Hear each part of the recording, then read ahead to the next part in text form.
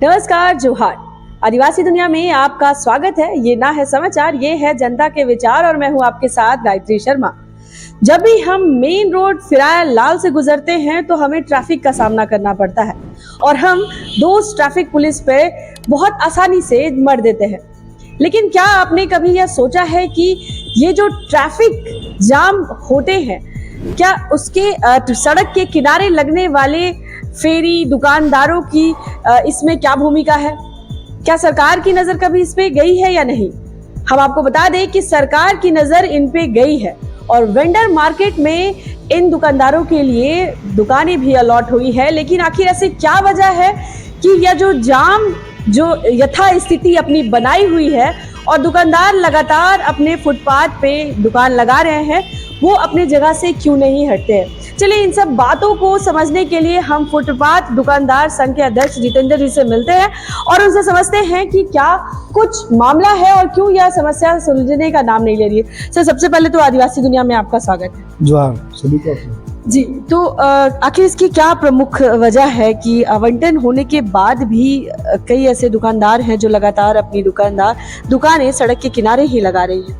देखिए, आवंटन वैसे दुकानदार को तो हुआ है, लेकिन जितना दुकान है अभी तक आवंटन नहीं हुआ है। वो दुकान अभी भी यथास्थित पड़ी है। तो जो बचे हुए दुकान हैं उनको जल्द से जल्द आवंटन किया जाए ताकि दुकानदार को अपना स्थान मिल सके और अपना व्यवसाय चले। जिनको आवंटन नहीं हुआ वो सड़क पे आज भी है, तो वैसे दुकानदार को चिन्हित कर फिर से आवंटन करना चाहिए दुकान को।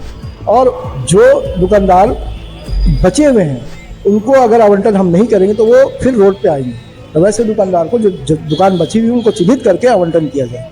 लेकिन जितेंद्र जी, ऐसे भी कई मामले देखे गए हैं कि जिनको अलॉट हुआ है वो वहां शिफ्ट कर गए, फिर उनकी जो जगह खाली पड़ गई है उसमें नए दुकानदार आ गए हैं, तो इन पे कैसे अंकुश लगेगा? देखिए, समस्या है कि जब फर्स्ट फ्लोर जो हमारा वेंडर मार्केट है वो सेकंड फ्लोर में जो है दुकानदारों को कम दुकानदारों को अलर्ट हुआ है। तो वैसे में जो दुकानदार है वो खाली दुकान पड़ी है। अगर ये दुकानदार भी वहाँ चले जाएंगे तो दुकान जो है ऑटोमेटिक बाजार बढ़ जाएगी और दुकान भी चलेगी, वेंडर मार्केट का भी बढ़ेगा।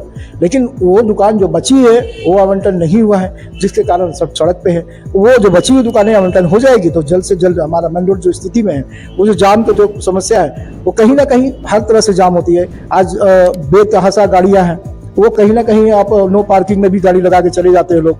तो ये फुटपाथ से नहीं है, अन्य समस्याओं से भी है, क्योंकि लगातार कई वर्षों से दुकान लगती आई है। लेकिन यातायात मेन रोड स्मूथ चलता है और चलता रहेगा। यातायात में भी कोई भी तकलीफ नहीं, किसी को आना भी नहीं चाहिए, क्योंकि हमारे यहाँ एम्बुलेंस गुजरता है, किसी को तकलीफ नहीं होनी चाहिए।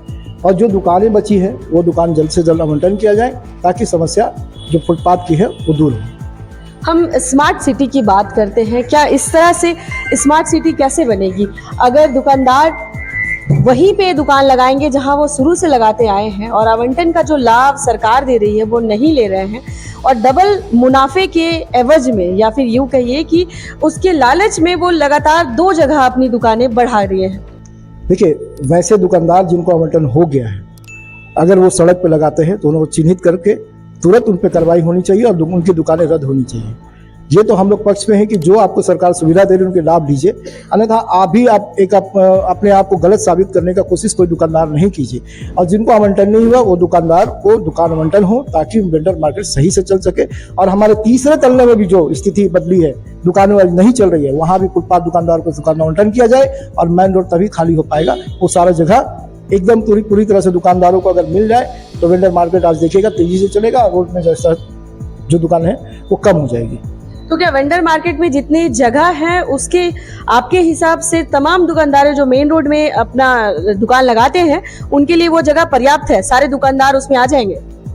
क्यों नहीं आएंगे? हमारा अगर कचहरी से लेके अगर यहाँ पर हम आ जाए संजय चौक पे तो 150 दुकानदार होंगे ऑलमोस्ट, और वहाँ पे 100 से दुकानें ज़्यादा खाली है। तो अगर उसको हम आवंटन करते हैं तो क्यों नहीं होगा समस्या दूर। और उस पर अगर हम नो वेंडिंग जोन घोषित किए हैं तो नो वेंडिंग जोन तभी घोषित कर पाएंगे जब पूरे दुकानदार को जिनका सर्वे हो चुका, जो लिस्ट में नाम है, वैसे दुकानदार को जल्द से जल्द आवंटन किया जाए। आवंटन करे तभी समस्या दूर होगी। क्योंकि अगर आप मार्केट नहीं बनाएगा, क्योंकि पूर्व में ही नगर आयुक्त से हमारी मीटिंग हुई थी शशि रंजन सर से कि 8 वेंडिंग जोन बना रहे हैं, अभी तक एक वेंडिंग जोन नहीं बना है। तो अगर वेंडिंग जोन बनाएगा तभी तो उस पर अस्थायी यहाँ किया जाएगा। लेकिन अस्थायी फुटपाथ दुकानदार हैं, नए दुकानदार भी आ जाते हैं। और अगर आप वेंडिंग जोन बना के रखिएगा बाकी शहरों की तरह, आप एक मार्केट बना के डिपेंड हो जाएगा तो नहीं होगा। कम से कम आपको 8 वेंडिंग जोन बनाने का आपने जो प्रक्रिया चालू किया है वो धड़ल्ले पे लाना होगा, तभी आप फुटपाथ दुकानदारों की समस्या से या उनकी जीविका सही ढंग से चलेगी। जी, जुड़ने के लिए शुक्रिया। धन्यवाद आपका। तो ये थे हमारे साथ फुटपाथ दुकानदार संघ के अध्यक्ष जितेंद्र जी, जिनका प्रमुखता से यह कहना है कि अटल ये जो वेंडर मार्केट बना है वो और भी स्टोरेज उसके ऊपर बनने चाहिए, और कहीं ना कहीं यही एक प्रमुख वजह बन रही है कि फुटपाथ पे जो दुकानें लग रही हैं वो अपनी यथास्थिति बनाई है, जिसके वजह से आम नागरिक को तो परेशानी होनी ही पड़ रही है, लेकिन वाहनों से चलने वाले लोगों को भी लगातार परेशानियों का सामना करना पड़ रहा है। तो हम आपको वहां का भी नज़ारे से वाकिफ कराएंगे कि किस तरह से लगातार फुटपाथ का जो चलने फिरने का जो आम जनता के लिए रास्ता है वो किस तरह से ब्लॉक है, और लोग मजबूरन वहां पर अपने सामान्य अपनी चीजें बेचने के लिए मजबूर है। तो फिलहाल इस तरह की खबरों के लिए आप देखते रहिए आदिवासी दुनिया, और मैं हूं आपके साथ गायत्री शर्मा।